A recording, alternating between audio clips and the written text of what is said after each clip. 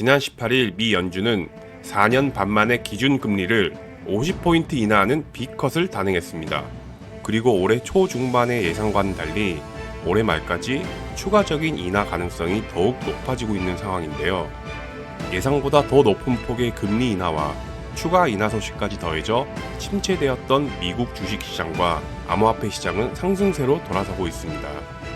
암호화폐 시장은 비트코인과 이더리움의 상승세가 나오고 있고, 이에 호응하듯 알트코인들 또한 각각의 호재들을 쏟아내며 반등하는 모습을 보이고 있습니다.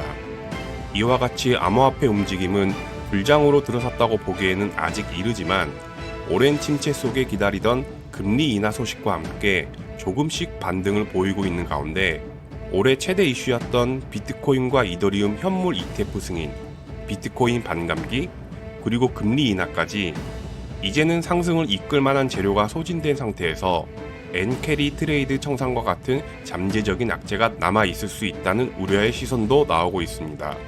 하지만 모처럼 만의 상승세를 이끌어갈 호재들은 아직 남아있는데요. 바로 비트코인과 이더리움 ETF 옵션 승인과 중국 측의 유동성 공급입니다. 비트코인 ETF 옵션 승인의 의미.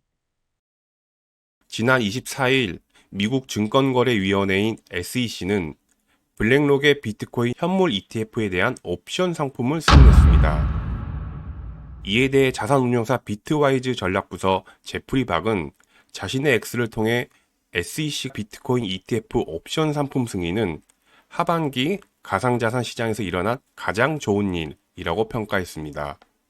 이는 기관과 같은 거대 자본들이 옵션 상품을 통해 더욱 많이 그리고 더욱 다양한 방법으로 참여할 활로가 생겼다는 의미입니다. 그간 기관과 같은 거대 자본들이 할 수 있는 비트코인 투자 방식은 현물 ETF 주식 보유뿐이었습니다. 아시다시피 비트코인은 공급량이 제한되어 있습니다. 그렇기 때문에 자산을 더 늘리거나 레버리지를 사용하는 데 한계가 있습니다. 하지만 옵션을 통한다면 다양한 포지션을 통해 해칭뿐만 아니라 레버리지를 통한 수익 극대화도 가능해집니다. 또 한 가지 주목할 점은 변동성을 활용한 활로가 열렸다는 점입니다. 비트코인을 포함한 암호화폐는 전통 금융자산과 비교해 항상 지적받았다는 점이 바로 큰 변동성입니다. ETF 옵션 상품이 출시가 된다면 오히려 이 변동성에 투자하여 다양한 방식의 거래 전략과 포트폴리오 구성이 가능해질 것입니다. 또한 옵션을 통한 기관들의 해칭은 결국 시간이 지남에 따라 비트코인의 변동성을 줄일 수 있을 것으로 기대되고, 이는 곧 비트코인 가격 상승으로까지 이어질 것으로 기대됩니다. 규제기관이 ETF 옵션을 승인했다는 것은 결국 합법적인 자산 클래스로 더욱 수용했다는 신호로 해석될 수 있습니다. 기관과 같은 거대 자본들은 비트코인과 같이 변동성이 큰 자산을 직접 매수하는 것을 선호하지 않더라도 옵션과 같은 기존과 친숙한 금융상품을 통해 불확실성으로 주저했던 비트코인에 대한 지속적인 수요로 이어질 가능성이 높아졌고, 새로운 거래 상품으로 인해 시장의 유동성 또한 상당히 증가시킬 것으로 기대됩니다.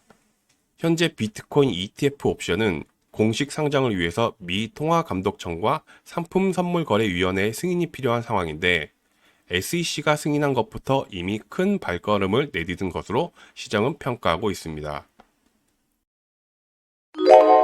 중국의 대규모 유동성 공급. 중국은 주식시장과 부동산 경기가 침체를 면치 못하고 있고, 고용, 소비, 인플레이션 지표까지 전반적인 경제 침체를 겪고 있습니다.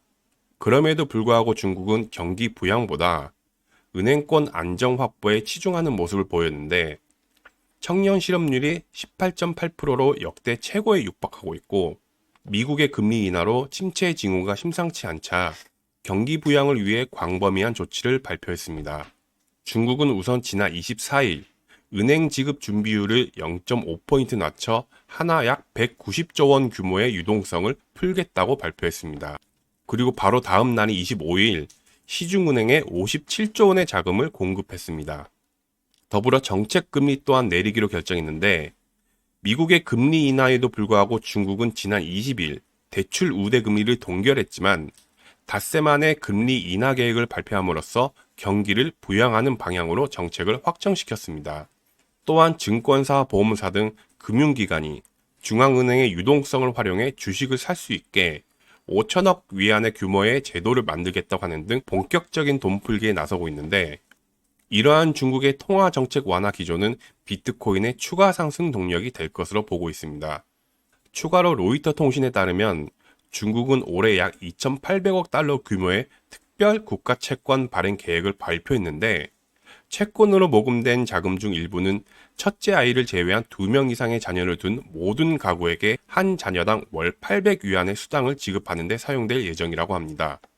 지난 2020년과 2021년 미국은 코로나 지원금으로 가구당 수천 달러씩 지원금으로 풀었고, 이는 곧 주식과 비트코인 가격에 영향을 미쳤습니다. 코로나 때 사례를 본다면 경기 부양 정책으로 가구당 지원되는 지원금은 비트코인과 같은 금융시장에 가장 직접적인 영향을 미치는 요소 중 하나이기 때문에 중국의 자녀 지원금 역시 금융시장에 긍정적인 영향을 줄 수 있습니다. 비트코인을 포함한 암호화폐가 중국에서 금지된 상황인데 영향을 어떻게 미치겠냐고 의문을 가질 수도 있습니다. 하지만 중국은 공식적으로는 금지인 상태임에도 불구하고 그에 대한 관심도와 영향력은 여전합니다. 비트코인 채굴 산업종만 보자면 채굴 금지령인 상황에 반해 여전히 중국의 네트워크 지배력은 50% 이상을 차지하고 있습니다. 비록 채굴 점유율이 미국 쪽으로 서서히 넘어가고 있는 추세이긴 하지만 여전히 중국 측의 비트코인 채굴 영향력은 막강합니다. 그리고 최근 블룸버그 통신에 따르면 중국 기반 암호화폐 시장의 장외 거래량이 지난 9개월 동안 750억 달러, 하나로 약 100조에 달하는 것으로 나타났습니다. 이러한 수치는 중국 당국의 암호화폐 거래 금지 조치가 제대로 시행되지 않고 있음을 보여줍니다. 중국은 지난 3년간 자본 유출 및 자금 세탁 문제를 이유로 암호화폐 거래를 금지해왔으나 장외 거래인 OTC 서비스와 개인 간 P2P 거래를 통해 위안화를 암호화폐로 교환하는 방식은 여전히 암암리에 성행하고 있습니다.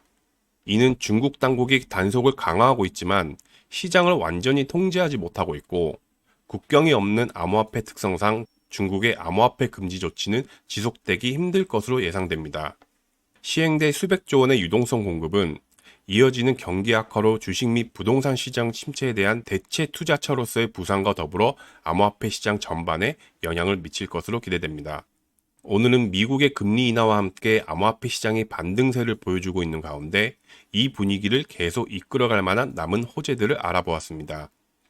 일각에서는 미국의 금리 인하는 예견된 상황인 만큼 시장에는 이미 선반영되었고 상승을 위한 올해 재료는 이제 소진되었다고 얘기합니다. 하지만 금리 인하는 이제 막 시작되었고 미국을 포함한 글로벌 금융당국들은 이제 막 통화정책을 완화하고 있습니다. 금융시장의 핵심 키워드는 유동성입니다.